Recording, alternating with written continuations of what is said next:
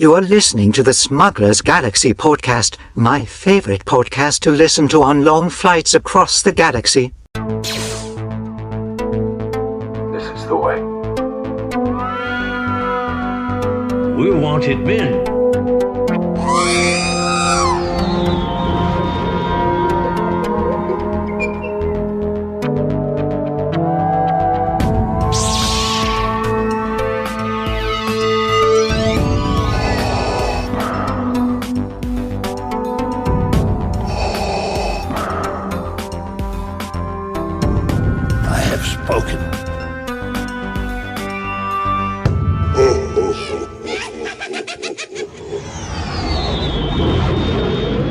Welcome to episode 174 of the Smuggler's Galaxy podcast, your favorite Star Wars podcast for smugglers in the galaxy. I'm Glenn. And Jason, how hungover are you this morning? Not very. Happy New Year. Happy New Year. We hung out last night and Jason was like, I need time to get blood to my brain. So we recording a little late and whiskey and cigars and fire pits and what was that Disney Chronological or whatever? What was that game called? Something like that, yeah. Yeah. That was really fun. It's basically this game where you have these cards and they have events in Disney history and you've got to put them in order. And sometimes it gets really easy and sometimes it gets really hard. Yeah, it does. Because you could have a gap from like 1920 to 1975 and it's like, that's easy. And then when you get like the smaller gaps, I was getting a lot of stuff last night where it was between like 1960 and 1965. And they also include months too. Yeah. So something might happen in June of 1967 and then something might happen in November in 1967. And if you put it on the wrong side of that card, if you have that November card and you put it afterwards and you're completely wrong and you're completely off by just a couple months. Yeah, and our buddy Jordan was playing with us, and he kept going, I wrote my thesis on Disney, so I know Disney. And he won. And he won. Yeah, he kicked all of our butts. I was one card away from winning, so... Well, that's just because we went to 15. Race. Well... So you're saying there's an asterisk over my near win? Yes. Why not? Lovely. How was your Christmas? Great. Yeah? Yeah. It was just a low-key Christmas. I got a bunch of Star Wars stuff. Got a bunch of non-Star Wars stuff. You got Star Wars stuff? I got Star Wars stuff. I got, let's see. Let me pull it up my list. So first of all, Ralph went down to Walt Disney World for the holidays, and he picked up that holiday droid for me. Nice. So I have that. For Christmas, I got Mandalorian Season 1 in 4K. The full first season, and I went to Walmart to see if I can get season 2, and season 2 is already sold out in 4K. Wow. I think they're a very limited run of the movies.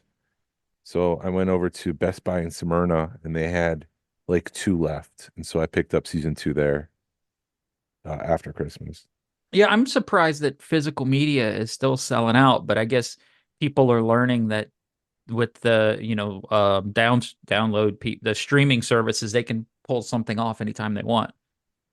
Yeah, I mean, it's just no guarantee that Mandalorian will always be on Disney Plus. They pulled Willow down after 6 months, and I know it's not an apt comparison to compare Willow with the Mandalorian, but it could happen at any time. And I wonder if Disney did that on purpose to make physical media sell better, or were they just being Disney? I don't know. It's become apparent that Disney Plus is lessen the value of Disney as a whole, because everyone is just I'll wait for Disney Plus, and all the movies are not doing as well because people are just waiting for Disney Plus. I'll wait for Disney Plus. No, I get what you're saying, but yeah, you're right. That's my thing when I'm thinking about movies. I'm like, well, how long do I have to wait to see it? Is it something I want to see in a theater, or can I wait for it to come on downloads? Plus, or it also stinks, like, because Offenheimer or whatever is on, Oppenheimer.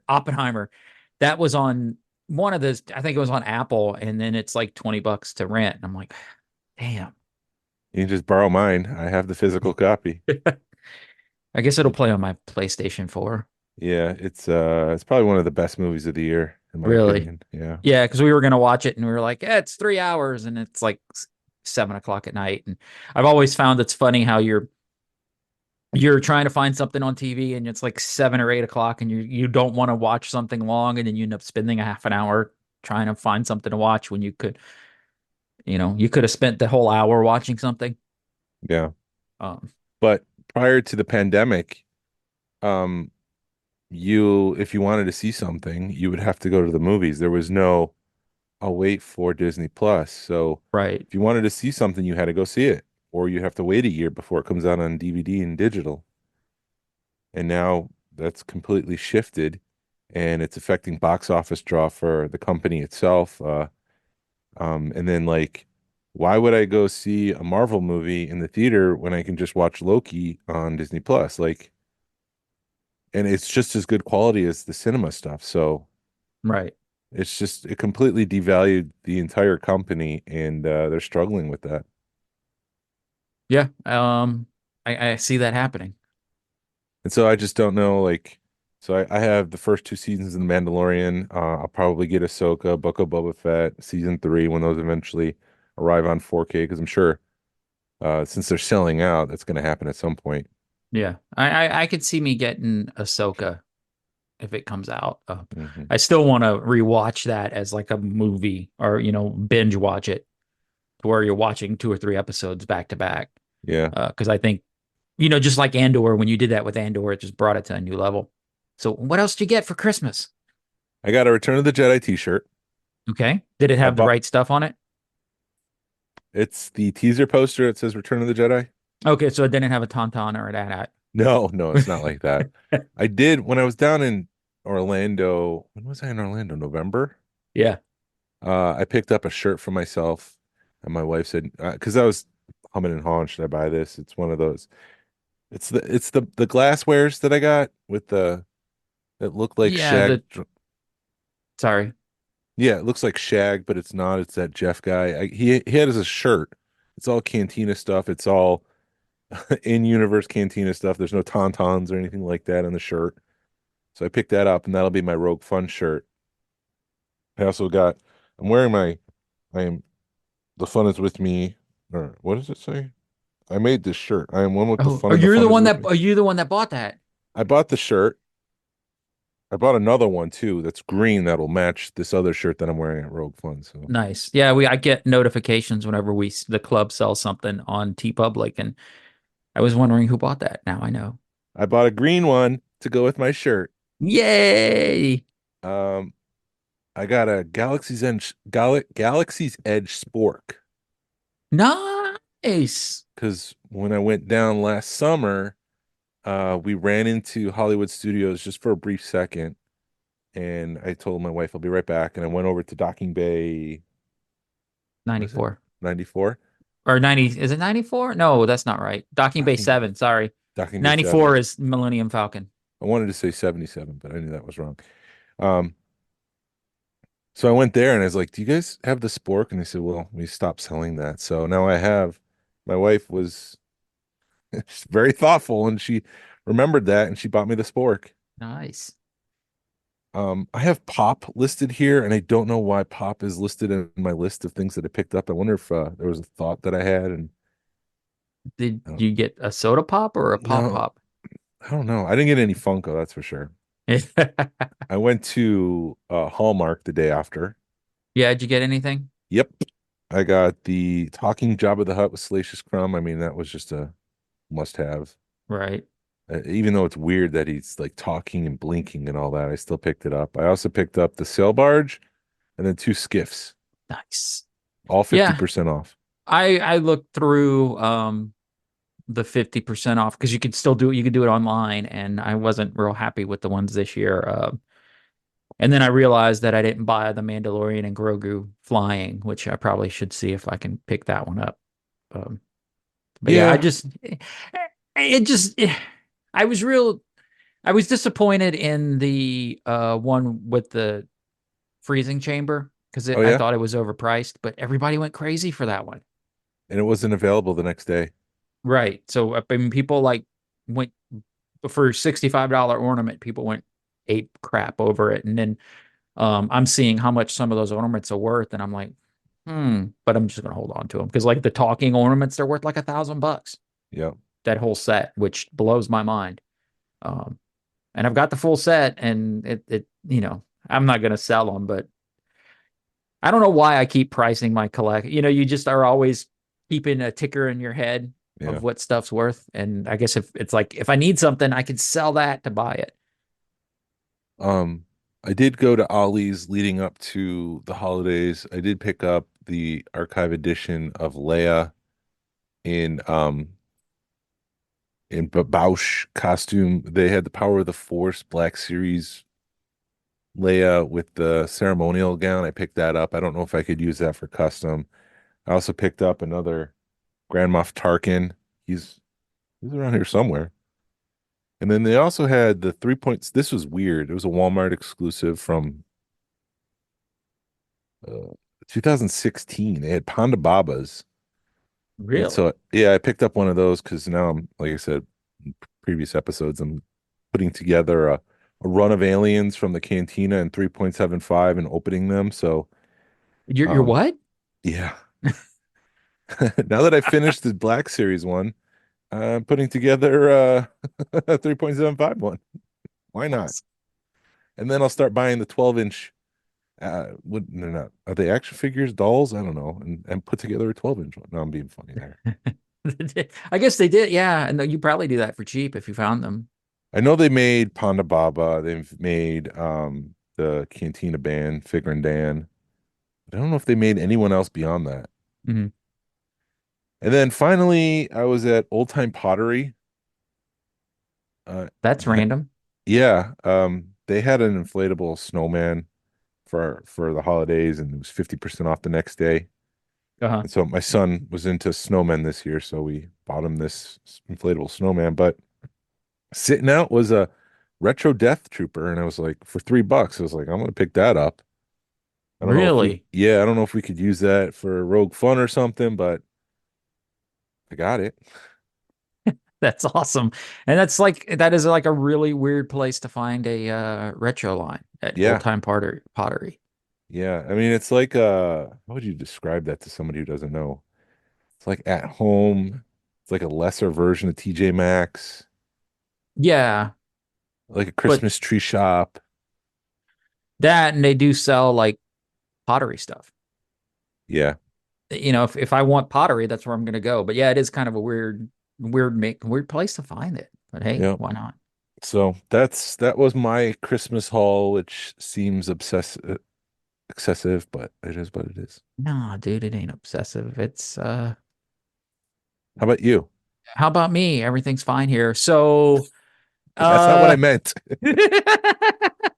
I as far as Star Wars goes, Mandy picked me up from Sideshow. It's Japanese inspired, but it looks very Mayan inspired at the same Yeah, time. Boba Fett bust from them. And then she bought me a belt, which has nothing to do with Star Wars, but it's a funny story because it's got a weird clasp on it. So I'm playing with it off of me and I'm able to open it up and take it apart. So I'm like, let me see if it fits. So I put it on over my PJs and then we can't undo it. oh no.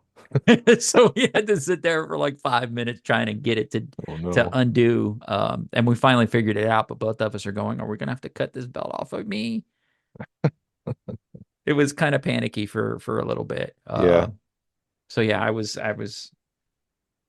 kind of freaking out. So, but yeah, the only Star Wars thing I got was that Boba Fett. Actually, the only presents I really got were those, and then my daughter bought me a pancake mixer or pancake. You squeeze it and put the batter in it, and pancake come out the bottom. Yep. And then my other daughter was like, "You need to quit buying stuff because you're really hard to buy for to shop for." Or maybe you need to be more creative. You're right, exactly. Mhm. Be more creative. Do something weird. It's not Um, me, it's you. yes. So I got a ton of cash, which was kind of nice because your parents are just like, here's money. Mm-hmm. So I got to figure out what I'm going to do with that. Yeah. And that was my Christmas. Yeah. Yeah, you. Yeah. I did So, but dress up as what? it is fun because I know my like grandson, he got a bunch of Legos and they're all Star Wars. So I'm like, yeah. And he got a really awesome X-Wing from one of his other grandparents, and we had to explain to him how to build it. Mm, Not, just like, hey, do a bag at a time so you don't lose anything. He's 8, hmm and it's like, do a bag at a time so you can spread it out and you don't get stuff all over the place. And he's like, oh yeah, that's awesome. Yeah. But you did your Buddy the Elf thing? Yeah, I did my Buddy the Elf thing. I dressed up on the day before Christmas Eve. So I guess that's Christmas Eve Eve. And Yes. I went up to Krispy Kreme because they had Buddy the Elf themed donuts, Hmm. and nobody in the shop cared that some idiot dressed as Buddy the Elf was ordering Buddy the Elf donuts. There was just no reaction. They were probably like, dude, you're like the 10th guy to do this crap today. Maybe. It's becoming more and more popular to dress up as Buddy the Elf and just go out in the world. Yeah, I did notice that you looked like you had upgraded your uniform or costume.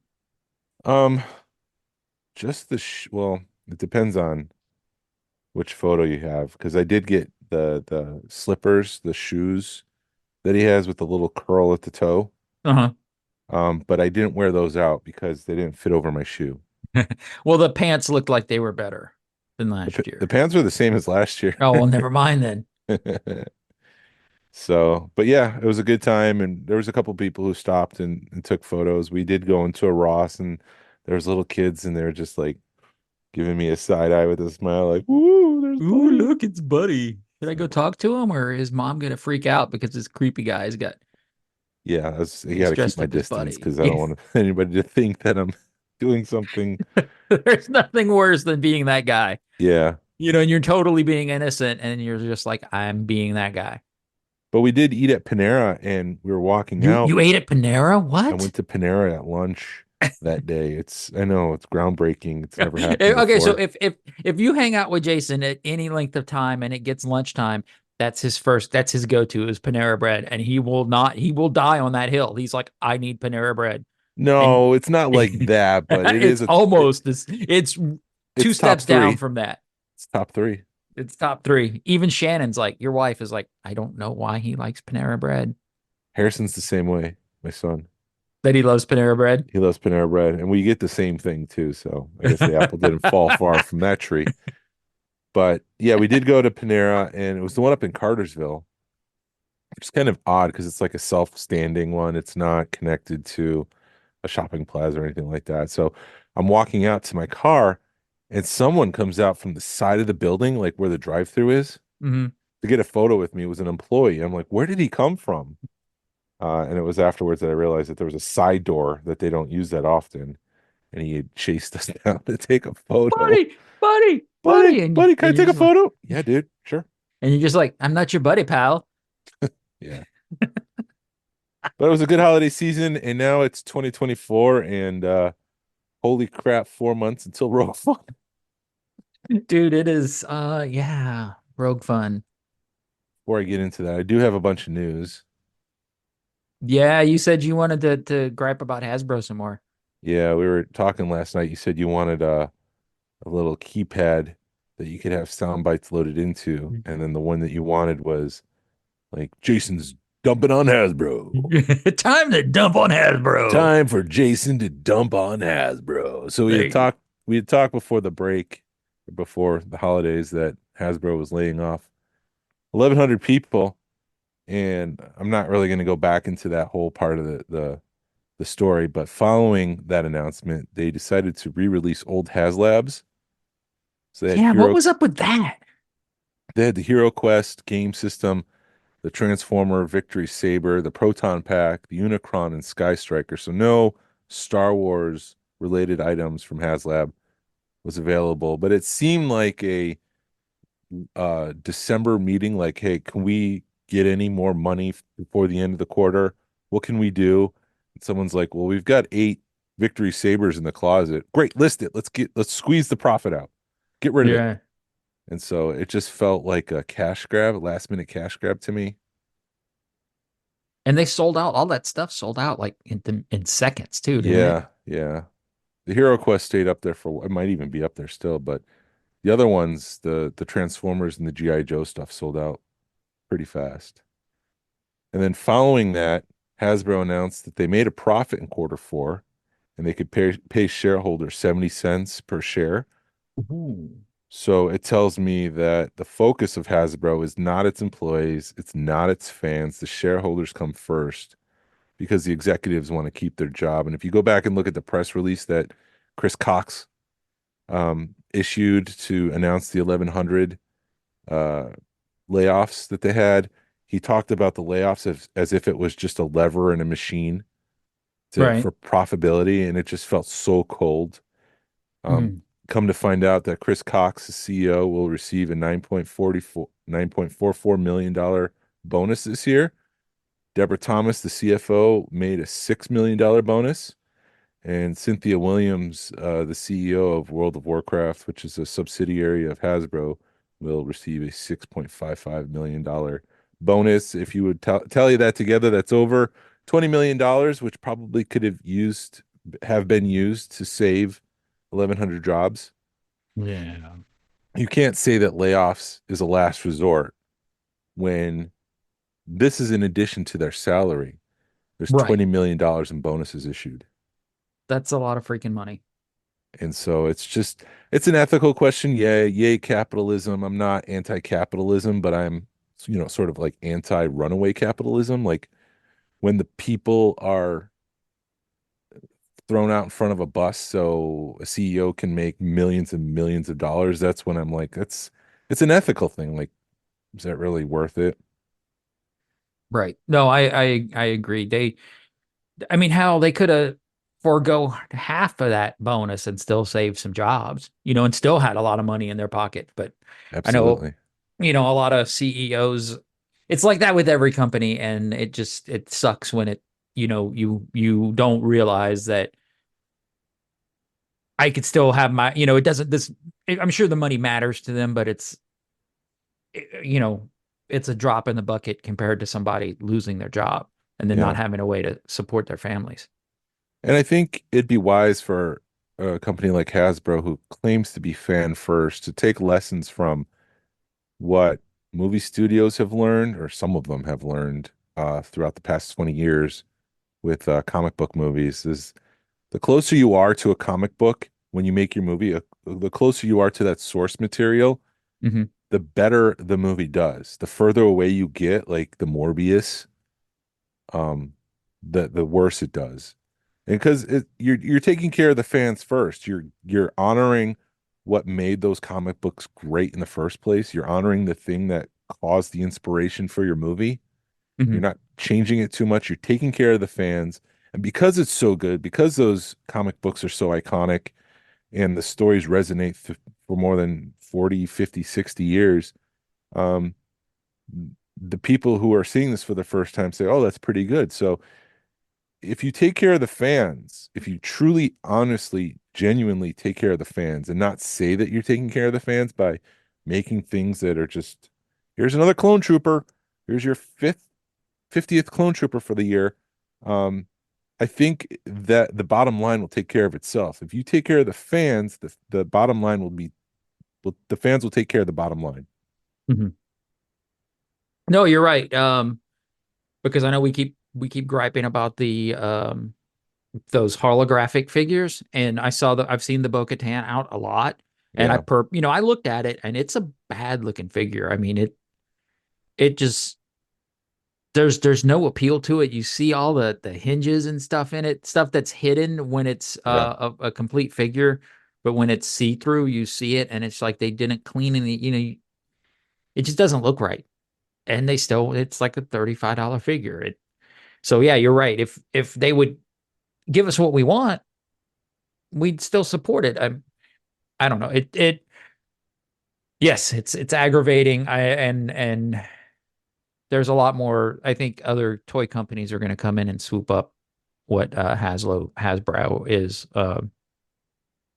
The pick up the pieces, because I mean Yeah. there are other options to buy Star Wars toys out there. You're going to pay for it, but you know Hot Wheels has got stuff. You got the SH Fig Arts that's Yep. from Japan. You're going to pay $100 a figure, but in my opinion, it's kind of worth it because they are awesome figures. Yeah. Yeah, I was just at Target this morning. That's why we're delayed. It doesn't really matter to the listener. It comes out on Tuesday no matter what, but we were supposed to record at 9 and I was like, I need to get some extra. I need to start walking and get some blood pumping through my body and went to Target and there's just so many peg warmers I saw, which was kind of surprising. I saw the Target exclusive holiday figure Uh-huh. still on pegs, Right. which in years past, those sold out pretty fast. And so I'm just thinking to myself, like, this is not a good sign. And they had a full row of those holographic figures you were just talking about. It just doesn't look good Right. to have that many things peg warming when I, maybe it's just confirmation bias, but to me it looks like people aren't buying and they're not carrying the 40th anniversary Return of the Jedi figures are just peg warming. Um, and maybe they've overproduced that. Who's to say? But it just it's a different look for Star Wars than I've seen in the past 10 years. Right. I mean, do you Um, think do you think it could be where people are buying stuff online and they're not uh going to stores anymore? that's perfectly, yeah, that's a valid counterpoint. It's completely possible. I mean, I buy most of my stuff there Online. online. Yeah. Oh, with the exception of Sabine, I found the retro Sabine this week. I forgot to mention that. Yeah. You like really messed with me with that because you were Sorry. like, I found the Sabine, and I'm like, oh crap, he found the Sabine TIE fighter, and he goes retro line. Like, doggone it. I mean, my heart, like, I quickly amended my thing, but he there's really probably enough time for you to think I got the TIE fighter. right. It was enough where you're just like, you see, I found the Sabine, and you're like, oh, your heart skips a beat, and then you realize that womp womp retro line. But I mean, even the Sabine Deluxe figure is a peg warmer right now. Yeah. And I think it's because it's a $27 3 3/4 figure. It's a great looking figure, and I think that helmet messed things up. I really think if they would have thrown in the swappable head, um, it would have sold better. I Yeah. think that helmet, them trying to save 20 cents on a $25 figure cost them in the long run. Right. Have you seen I know Ryan shared it with us, but somebody had taken because there's a Sabine ornament that's about the same scale, and somebody chopped the head off of that and somehow rigged it to where it'll fit on that figure, and it's pretty awesome looking. Yeah, it's a pretty good custom, I have to admit. Yeah.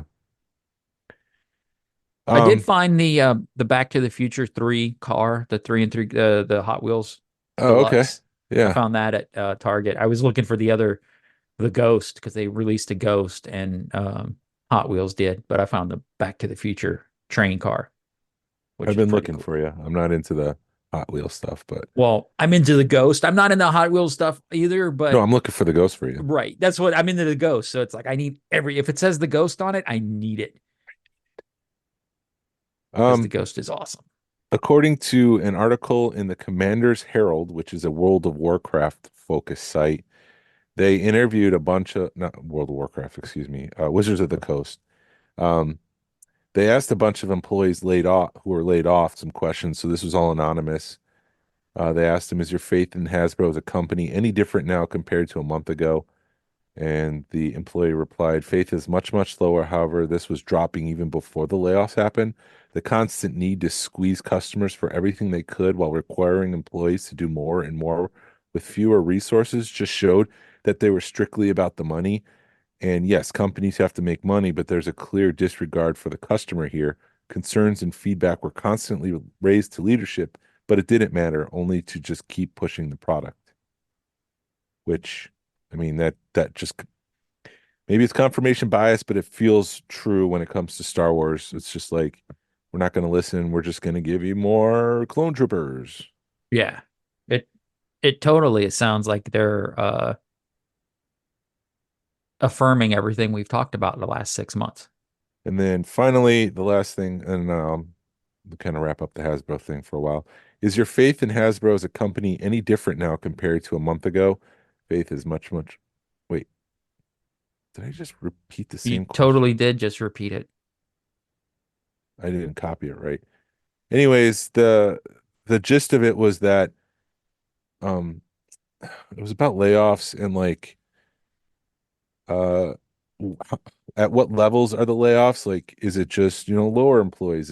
I mean, like entry level. I'm talking senior, mid, and entry level. When I say lower employees, I mean entry level. And I'm sorry to if I offended anybody who's an entry level, but it's across the board except Right. for the executive. So a lot of people were being laid off. It didn't matter if you're entry, mid, or senior. Uh, they were across the board. It was the executives who should be held responsible for mishandling the company and leading it the wrong direction. They're the ones that are still at the company. Right. And they're the ones that are like, it's going to affect my $1 billion bonus or $10 million bonus or whatever. Yeah. Forget the little guy. And I feel that way. It's like that at every company, I think. Yeah, it is. And it's unfortunate because it's their strategy and they're playing chess with pawns. At least that's what I would assume that's what they're thinking. We can just let these pawns go Right. and we'll capture the king and I'll make millions of dollars. And it's like, Yep. oh. And we'll hire him back, figure it out later. But that article did point out, like I was just saying, if they focus on the fans, the money will come. So stop disregarding the fans, Hasbro.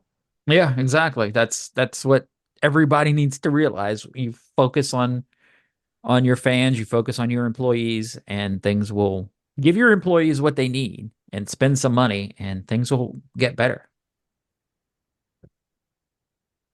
Filoni spoke to Empire Online and said, we set up Captain Pelion in The Mandalorian, and that's a character that goes with Thrawn. So I'd love to see the two of them together. So he's hinting that maybe down the road we'll see those two characters interact like we did in the Heir to the Empire books. His foil throughout Rebels was Hera. He's talking about Thrawn.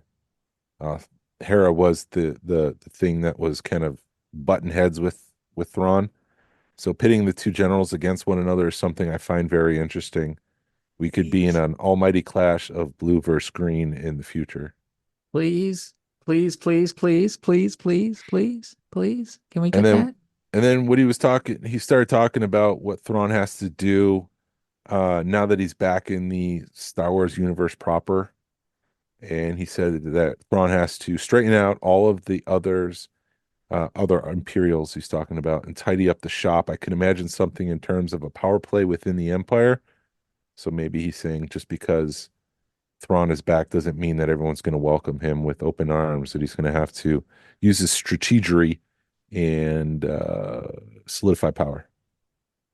I could see some pretty hardcore like military um strategy coming out in that. That I mean could because I mean like we were joking last week about the buddy comedy. I mean, I'd love to see a buddy comedy in Star Wars. I think it'd be funny to have that content.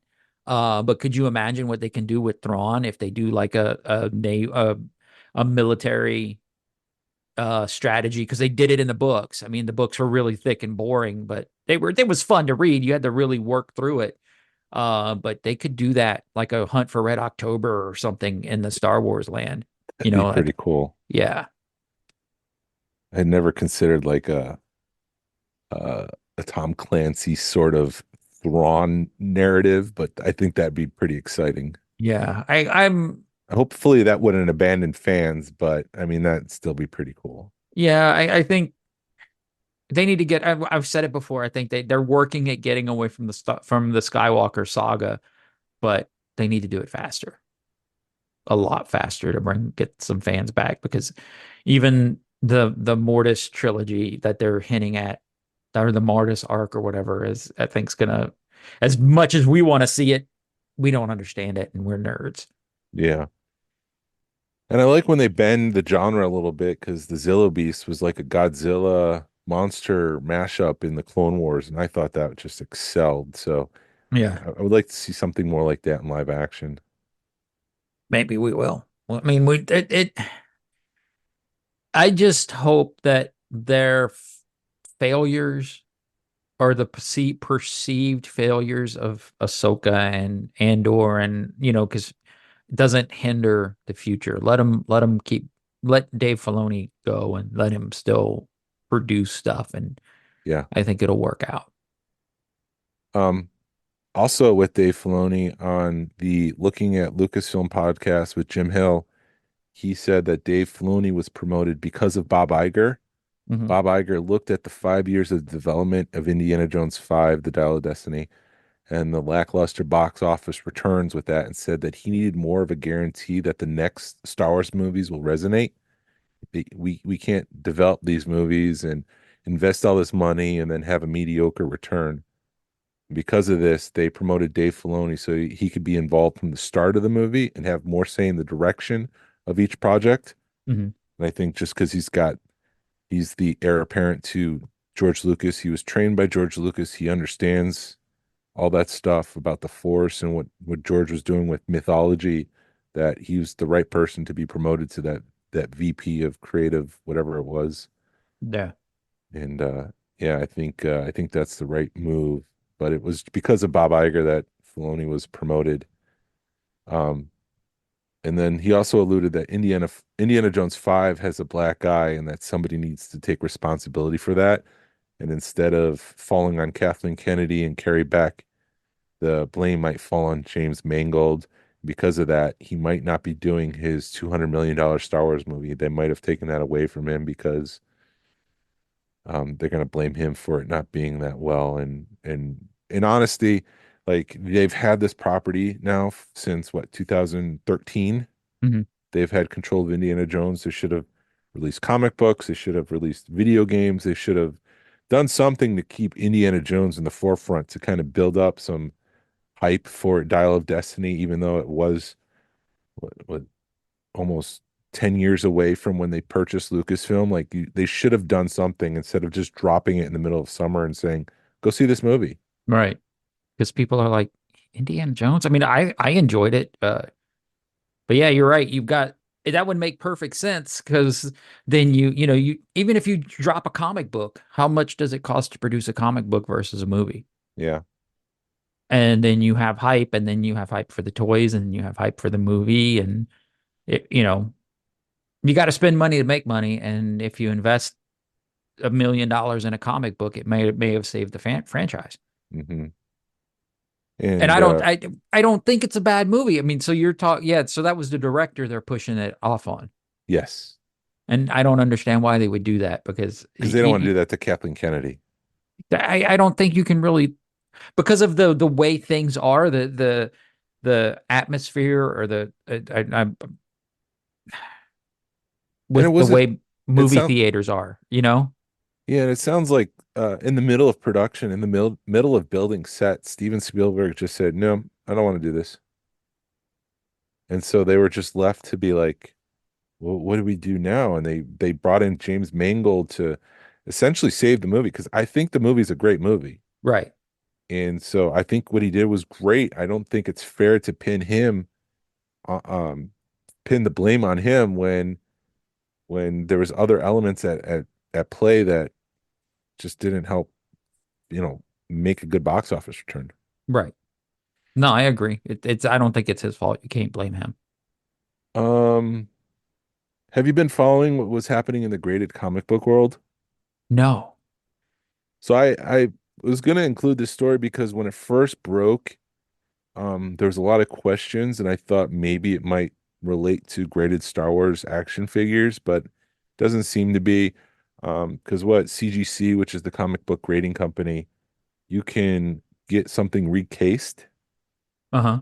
And so it turned out that someone found a way to crack open a 9.0 comic book, pull the comic book out and replace it with an 8.5, and then they would reseal it, and then they would send it to CGC, and then they would take that 8.5 in a 9.0 case and regrade it 9.0.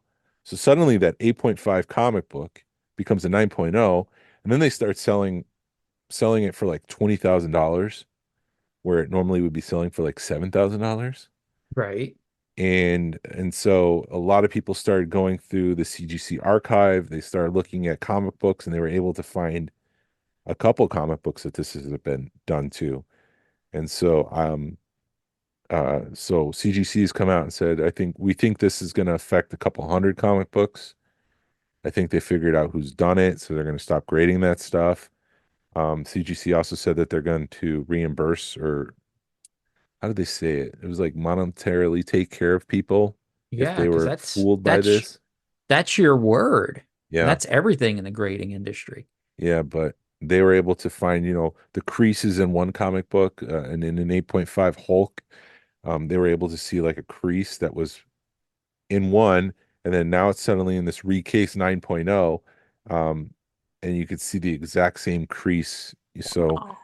yeah, and I thought at one point maybe someone figured out how to do this with Star Wars action figures, but there's no recasing those. Right. Um, so it's not really, it's more of a comic book thing.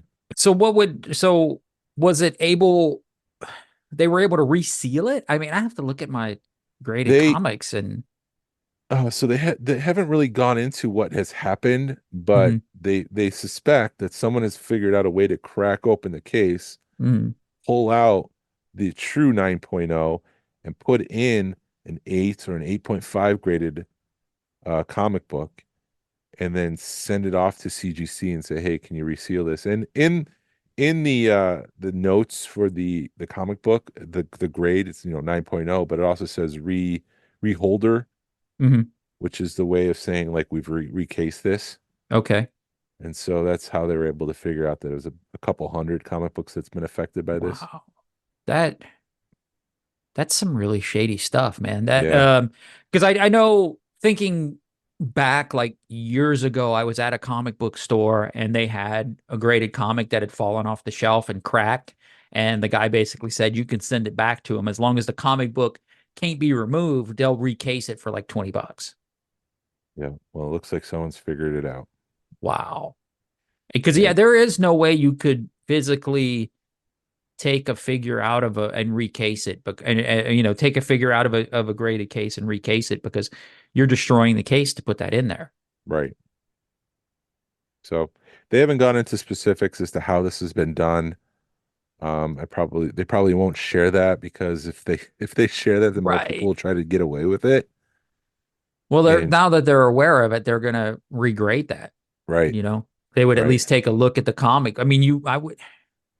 It amazes me that they would just blindly recase that comic, and not at least attempt to regrade it or at least have somebody look over it.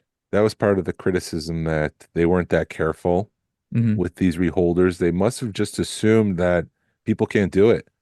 And so Right. we don't need to focus on making sure that this is the same comic book we graded before. Hmm. Um, so what's his face? Tamora was being interviewed about Book of Boba Fett season two, and or just interviewed in general, and they asked him about Book of Boba Fett season two, and he said, "I don't know what's going on there. We're coming out of this downtime period, so I think everyone is just settling back in, and it all goes back to budgets and what they want to do and how much the thing costs. I really don't know. Judging by the fans I've met, they all want a season two, but I don't know if that what's going to happen." He also went on and said that he was a little frustrated that Mandalorian took center stage during the middle of the show, and that people enjoyed that. Yeah. I thought he was a little bitter, which I think is fair. I think Yeah. his story was mishandled. I agree. I think that the Boba Fett, it was not what we wanted. We still enjoyed it, but it was not what, I was expecting to see him kicking ass, not an interrogation. Not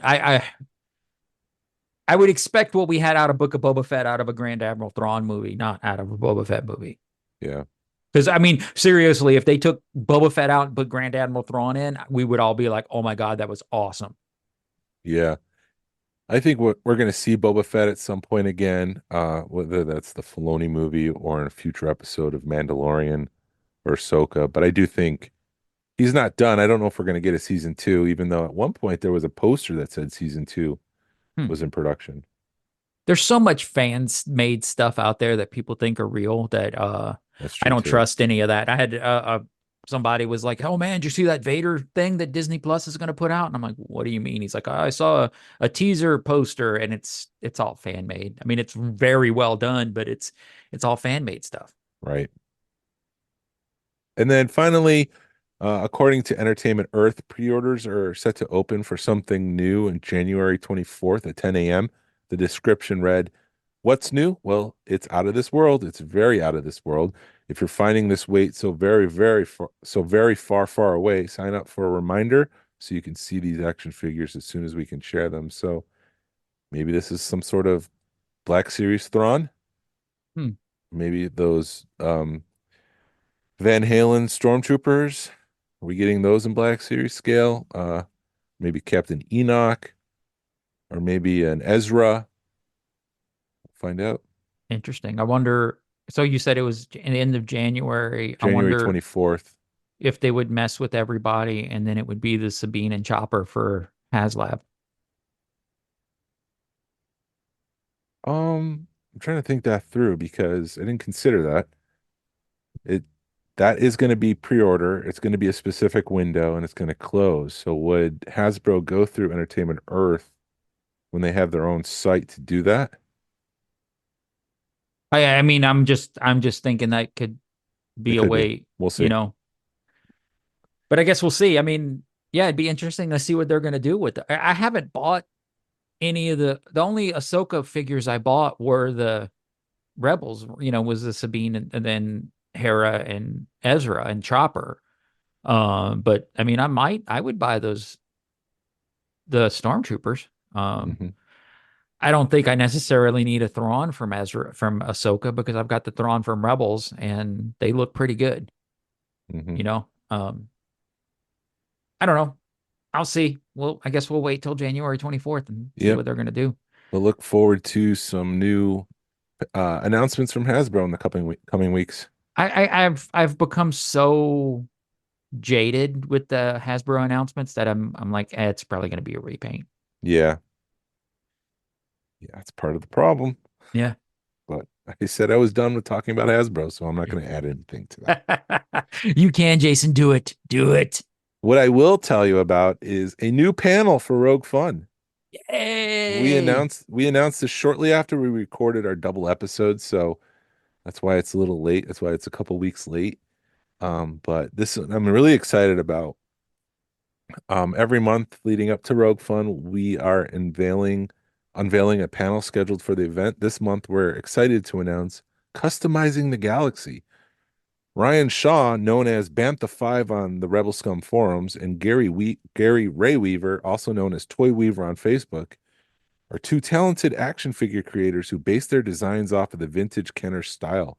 From creative droid designs to unproduced Kenner items, oh my gosh, I'm out of breath. These talented designers will showcase their talents, tell their stories, and share their history of creative custom action figures.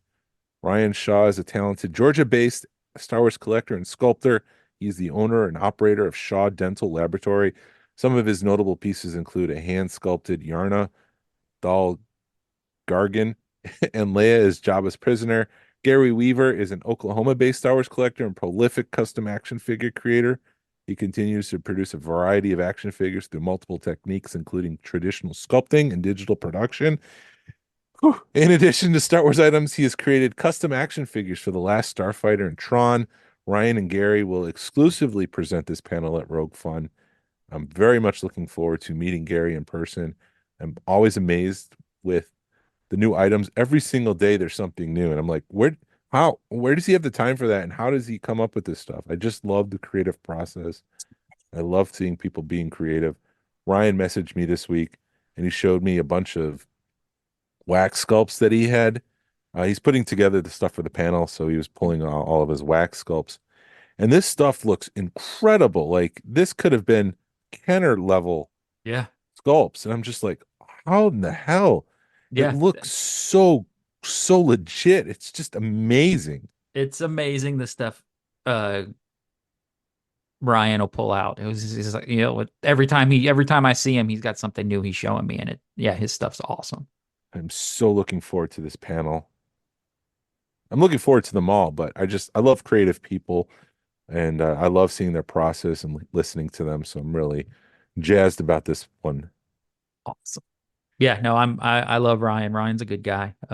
And I haven't had any interaction with Gary, but I do watch his stuff on Facebook, so it's fun seeing what he's coming up with. Yeah, he's got this ghost one. Did you see that one? The ghost R2D2 or Yeah, it was an R2D2 with a sheet over it, so it looks like a yeah, ghost. I gotta clarify that it's not the Rebel Ghost, the ship right. itself, but That's what it's I a, was thinking about because you say ghost and yeah, I think about Rebels yeah. for some reason as I No, unveil my ghost shirt for use on the YouTubes. yeah. It reminded me of the Happy Meal plastic little Oh, tub, yeah. the ghost, but it's kind of like simple and cute like that, and I love that. Yeah. So he's always working, always making something new. Um, so this drops January 2nd. January 4th is the 4 month mark out from Rogue Fun. You can look forward to a weekend guide dropping that day. I'll give you a little preview for that announcement. We have built a website that'll explain all the stuff that's available that weekend. It's got um, dates and times and where to be and all that kind of stuff. So hopefully this will help people plan uh, just from a communication perspective. There's two different types of communication. There's push communication and pull. And push is where you need to send someone information. I'm pushing it to you. I need to get it to your inbox. You need to read this. Pull is at your leisure. It's out there. It's nice to know. And that's the challenge with Facebook is that everything is pull. And I'm relying on Facebook to put this in front of someone. And Facebook's got its algorithm. They've got their mathematical ways of trying to figure out, if I put this in front of someone, they're going to click on it. The advertiser is going to say this person's engaged and we're going to make more money. All this to say, I'm trying to find ways to get this out in front of people and they can get all the information they need. And so that's why we've built this website. Hopefully everyone will be able to see it and visit it and sign up for bowling. Yes. We need people to sign up for bowling. You have until April 19th, and we'll probably push it really hard in March, but sign up for bowling. That was a nice tangent. I'm going to shut up for a minute. Also, I say that, and then I'm just going to say, we've got these shirts on TeePublic. I'm one with the fun, and the fun is with me. Go on to TeePublic and buy one of those. Get your Rogue Fun shirt so you have that available to you when you attend Rogue Fun in April or in May. Sorry, May the 4th. May 4th, May 3rd, 4th, and 5th. So Rebel Moon was released this month. Did you watch? You watched it because I I did. forced you to watch it. Yes, yes, yes, I Um, did. but I got excited about this because it was tagged as Zack Snyder Star Wars, which I'm just like I keep saying, I want Star Wars from a different perspective. Um, so I was kind of excited that it was like his take, not quote unquote take on Star Wars, or actually it was something he presented to Lucasfilm and they told him no. Um, and what was it? How long? A couple of hours? I don't Yeah, it was remember. about 2.5 hours.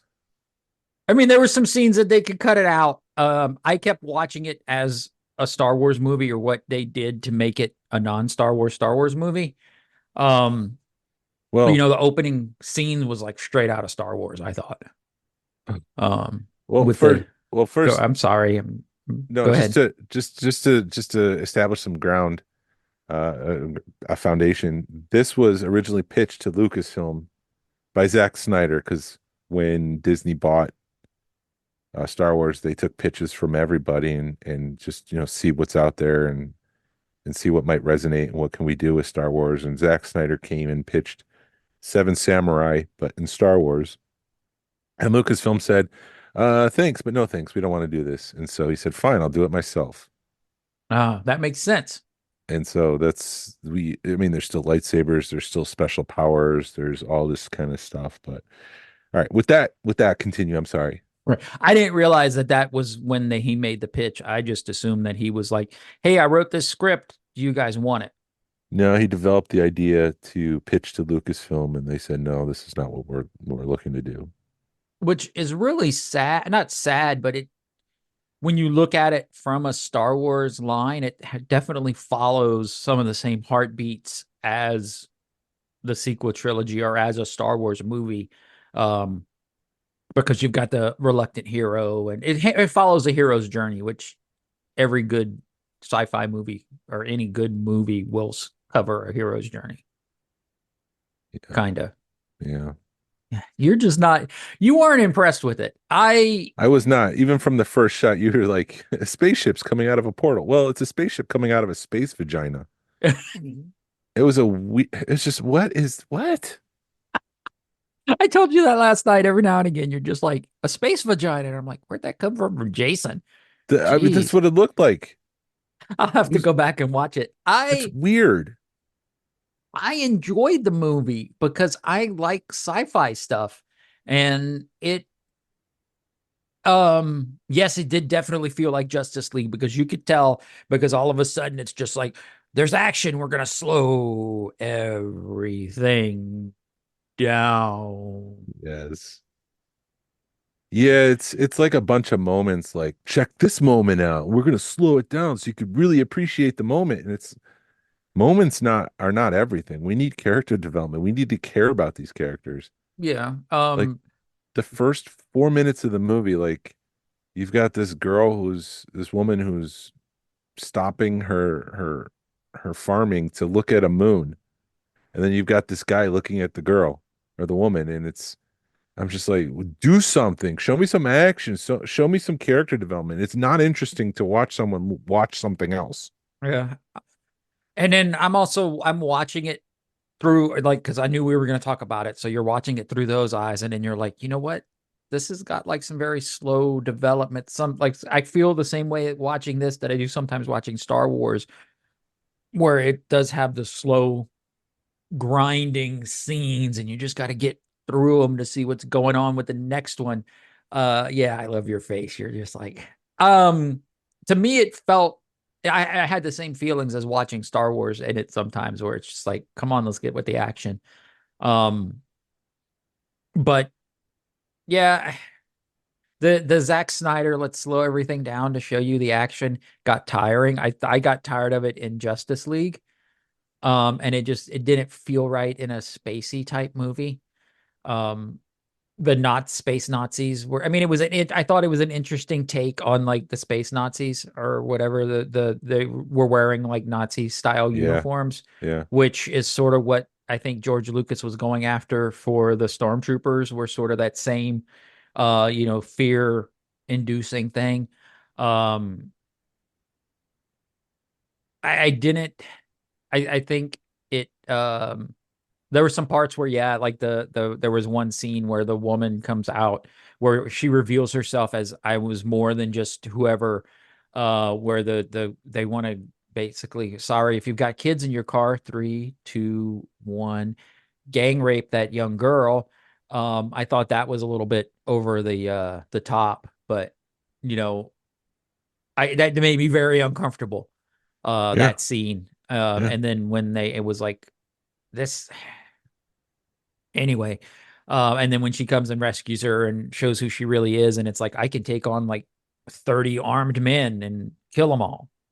And then all of a sudden it's like, oh, now the town wants to, as soon as like she kills the last person, the town shows up. It's like, really? It took you that long to figure out what was going on in there? yeah. I thought it was lazy and not well thought out. Because we've got this woman who is living in this village. She doesn't seem very happy. And then we cut to the scene where there's a father-like figure, and she says, the past 2 seasons, I've never been happier. And I'm like, there's no evidence in anything that I've seen up until this point that this woman is happy at all. She Yeah. looks miserable. I mean, one of the first things we see is her struggling to dig out a rock from soil. Mhm. There's nothing happening. Even in this dance sequence where the villages come together and they're celebrating and they're having a great time. She's the one that seems conflicted and torn apart between two different paths in life. Mhm. Yeah. I thought it's all style, no substance. I wrote this down. What are people wearing? Why are they wearing Depression era clothing in space? Like one guy's got a Kangol hat, Yeah. and those are expensive hats. That's not something a poor farmer would be wearing. Mhm. It's just like, this is a cool idea. Let's do it. Mhm. And it's just like, well, farmers wouldn't be able to afford that. Yeah. It E- was the stylistic was definitely interesting to me because there's even like the bombers. I mean, granted, the flight stuff that they did in Ahsoka was very reminiscent of World War II bombers, but these were like right out of World War II bombers, you know, Yeah. the spaceships. Um, And like, what? Say uh, it. yeah, like the Space Griffin scene. So it's like it's like the Seven Samurai. Mhm. And so they've got to go out, and so the Nazis have come and said, we want all your grain, just like in the Seven Samurai.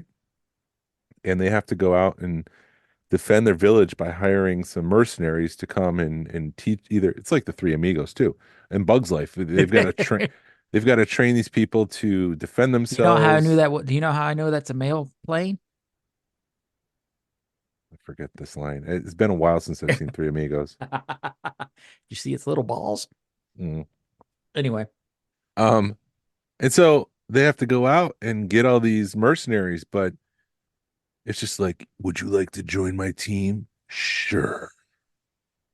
And there's no reason for it. Mhm. Like they go out and they get this guy who's chained. He's a slave, or he's indebted to this gentleman. A gentleman, I say that loosely, and they're like, we want this guy, and the guy's like, well, if you could go break the Griffin, you can have him. I'm like, what?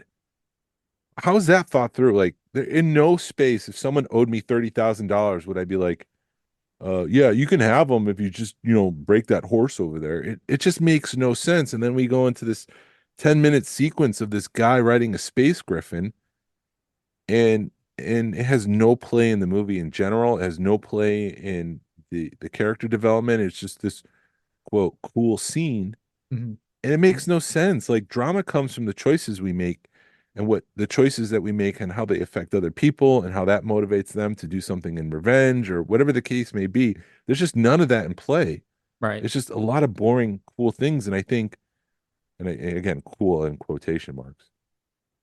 And I just think, instead of building a franchise, focus on one core movie and have it from start to end. Like, that's what Star Wars did. The conflict was the Death Star, and even though Darth Vader flew off, we felt some resolution because, well, the Empire's ended in Mhm. theory. Right. There's no open endings. Like, it's just, I felt it was very lazy, and I'm glad that Star Wars dodged that bullet because it's not a very entertaining movie. Mhm. I thought it was boring. I don't think it was boring. I've seen a lot of bad movies, and I would give it like a 7 out of 10, maybe. I mean, Really? because I'm also like comparing it to other movies I've seen during the pandemic, like Wonder Woman 1984. I'm like, why did I waste my time on this? Oh, because I had nothing to do for 2 hours when compared to Wonder Woman, you know, and um hell, I watched the Zack Snyder cut of Justice League, and that was like 5 hours, but it lent itself to watch it in chapters because they had chapters. They had a chapter break, and okay, cool, a chapter's breaking. I can go do some, I can go to bed. Um,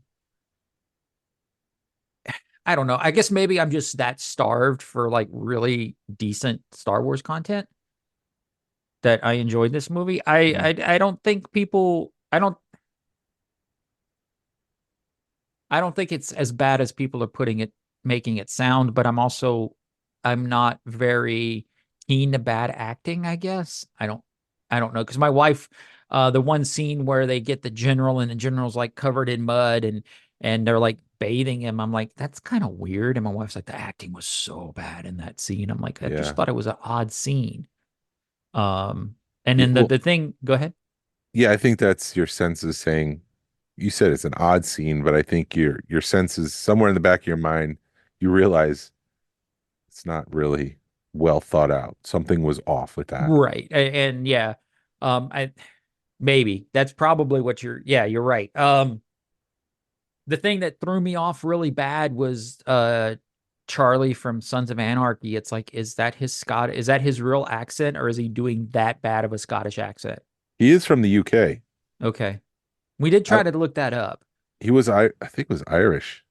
but it's like, what is that his real accent, or is it just that bad? Because it Uh, just felt like a very bad accent. Yeah. And maybe because I don't know, because in the Star Wars universe, things aren't Americanized or humanized as so it felt like they were trying to humanize stuff too much, make it more maybe relatable, and it just didn't work. Yeah. I did enjoy the aliens in this versus like Star Wars because it feels like Kenobi, we weren't getting as many aliens as we should have gotten, and I enjoyed the background aliens in this movie. Um, the background actors, I guess, I don't. You just kind of look at me like what the hell are you talking about? But it felt like the depth. There were like parts where he spent a lot of time with the depth, and then parts where he didn't give a crap. And the background aliens and stuff, I think, is stuff that was well thought out. Yeah, I wrote down it's a movie of moments that carry no emotional weight. Characters are introduced without any reason to care. It's almost like it's assumed we care just because Zack Snyder wants us to care, or Yeah. because the character was designed to have a cool look. And that's just not the case. We need to care. We need to have some reason to have some sympathy for these characters. And I felt like that was just missing. There was this black hole of emotional weight in the movie. Yeah, and I can agree with that because it also kind of happened with like Justice League. It's like when he introduced Aquaman in Justice League, it's just like here's a bunch of water and there's Aquaman, and you're Yeah. like, what's up with what? Huh? Just And because is not enough reason to care. yeah, I mean, all in all, I am looking forward to the other movies. I mean, am I looking it through the lens of I didn't pay for it? I didn't pay money. If I think that also took a lot. Now that you're getting stuff on streaming versus going pay $30 to watch it in a theater, um, am I looking at it through that lens? I mean, technically you paid $12 for it. Actually, is it net on Netflix? It's on Yeah. Netflix right now. Yeah. Netflix has gone up to like $25. Jeez. Well, Yeah. you said $30 in the theater. You paid $25 Yeah. to Well, my watch it. wife watches the crap out of Netflix, but Oh, it's worth it then. Uh, yeah. I mean, I She would have. Oh, sorry. No. She watches stuff during work. She's got one of those Amazon Alexas that have the screen on it, so she just watches stuff all day long. Hmm. She's working, but she's watching stuff at the same time. I would have given it 3 out of 10.